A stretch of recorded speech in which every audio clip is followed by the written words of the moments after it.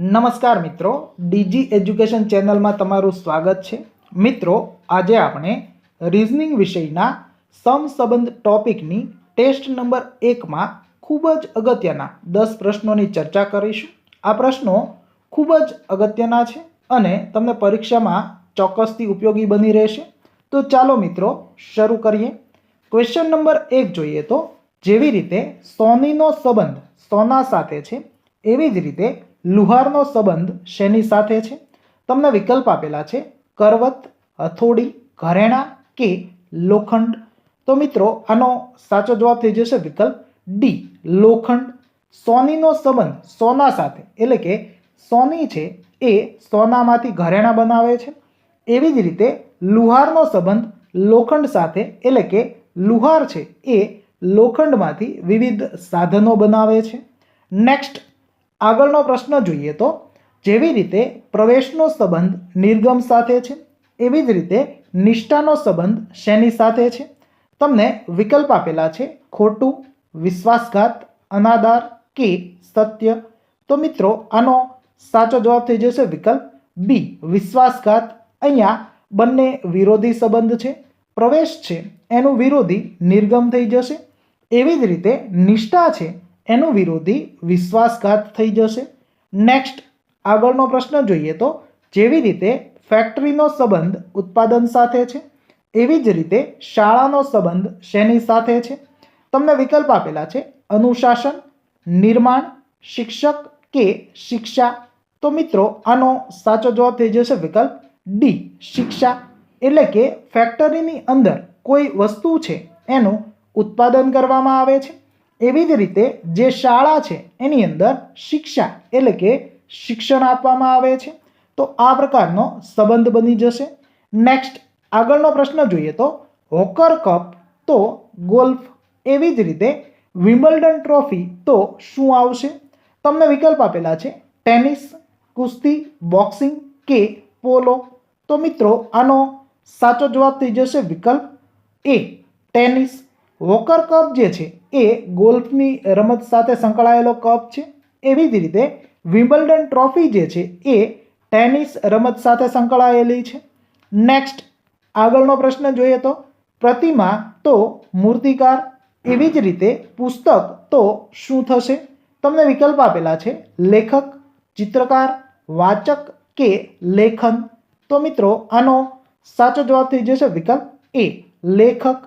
પ્રતિમા એટલે કે મૂર્તિ છે એને મૂર્તિકાર બનાવે છે, એવી જ રીતે પુસ્તક છે એને લેખક છે એ લખતા હોય છે। તો સાચો જવાબ એ બની જશે। નેક્સ્ટ પર્વત તો ઊંચાઈ, એવી જ રીતે તમને વિકલ્પ આપેલા છે ચંદ્ર તો બિંબ, ગુફા તો ઊંડાઈ, નદી તો પાણી કે ઘાટી તો ખાઈ। તો મિત્રો આનો સાચો જવાબ છે એ બની જશે વિકલ્પ બી, ગુફા તો ઊંડાઈ। અહીંયા તમને જે સંબંધ આપેલો છે તો પર્વત જે છે એની ચોક્કસ ઊંચાઈ હોય છે, એ પ્રકારનો સંબંધ આપેલો છે। તો અહીંયા જે વિકલ્પ બી છે એ જ માત્ર સાચો બનશે કે કોઈ ગુફા હશે તો ગુફા જે છે એ કેટલી ઊંડી છે। નેક્સ્ટ આગળનો પ્રશ્ન જોઈએ તો, કબૂતર તો શાંતિ, એવી જ રીતે તમને વિકલ્પ આપેલા છે તાજ તો મસ્તક, સફેદ ધ્વજ તો આત્મસમર્પણ, જયપત્ર તો જીત કે યુદ્ધ તો સ્વતંત્રતા। તો મિત્રો આનો સાચો જવાબ થઈ જશે વિકલ્પ બી, સફેદ ધ્વજ તો આત્મસમર્પણ।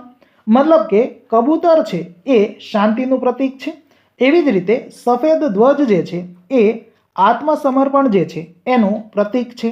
નેક્સ્ટ આગળનો પ્રશ્ન જોઈએ તો, 9 તો 24 તો એવી જ રીતે ખાલી જગ્યા અથવા તો ક્વેશ્ચન માર્ક તો 6। તો અહીંયા જે છે એ કંઈક અટપટો સંબંધ તમને લાગી શકે, પરંતુ ઇઝી પ્રશ્ન છે। તમે વિકલ્પ જોશો એટલે તમને ખ્યાલ આવી જશે કે આનો સાચો જવાબ જે છે એ 3 બની જશે। અહીંયા તમે જુઓ તો 9 છે, 24 છે, 6 છે, એ તમામે તમામ જે છે એ 3ના ઘડિયાની અંદર આવે છે, એટલે કે 3ના ગુણાંક હોય એ પ્રકારનો જવાબ છે એ આવશે। 9 જે છે તો એની અંદર 24 આવે છે અને 3 જે છે તો એની અંદર 6 આવશે। બાકી જે છે એ તમે જોશો તો 5 જે છે એનો કોઈ સંબંધ બનતો નથી, 1 અને 2 જે છે એનો પણ કોઈ પણ સંબંધ બનતો નથી।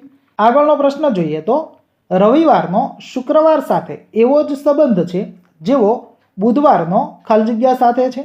તમને વિકલ્પ આપેલા છે રવિવાર, શુક્રવાર, સોમવાર કે મંગળવાર.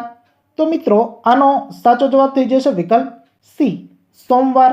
હવે અહીંયા જે છે એ તમને વાર સાથે સંબંધ હોય એ પ્રકારનો પ્રશ્ન આપેલો છે, એટલે તમે જે છે એ બધા વાર જે છે એ વારના નામ અહીંયા લખી દો તો તમને જે છે એ ખ્યાલ આવે. જેમ કે તમને અહીંયા એવું કીધું છે કે રવિવારનો શુક્રવાર સાથે સંબંધ છે, તો અહીંયા રવિવાર છે. ત્યાંથી તમે પાછા તરફ વળશો તો શનિવાર આવશે અને ત્યારબાદ શુક્રવાર આવશે. ત્યારબાદ તમને કીધું તો બુધવારનો ખાલી જગ્યા સાથે સંબંધ છે, તો બુધવાર છે ત્યાંથી તમે આગળ વધશો તો મંગળવાર આવશે અને બીજી વખત આગળ વધશો તો સોમવાર આવશે. તો આ પ્રકારનો સંબંધ બને છે, માટે સાચો જવાબ બની જશે સોમવાર. નેક્સ્ટ આગળનો પ્રશ્ન જોઈએ તો જેવી રીતે સ્વાદિષ્ટનો સંબંધ સ્વાદ સાથે છે, એવી જ રીતે સૂરનો સંબંધ શેની સાથે છે? તમને વિકલ્પ આપેલા છે યાદ, જીભ, બોલવું કે અવાજ. તો મિત્રો આનો સાચો જવાબ થઈ જશે વિકલ્પ ડી, અવાજ. એટલે કે જે સ્વાદ તમને આવે છે તો એના માટે તમે કોઈ વસ્તુ છે એને સ્વાદિષ્ટ કહી શકો, એવી જ રીતે તમારો જે અવાજ છે એ સુરીલો છે અથવા તો એની અંદરથી જે સૂર મળે છે એ પ્રકારે તમે સંબંધ છે એ ગોઠવી શકો છો. ઓકે મિત્રો, તો આ હતા આ ભાગના પ્રશ્નો. આશા રાખું છું કે તમને આ પ્રશ્નો જે છે એ કંઈક અગત્યના છે લાગ્યા હશે.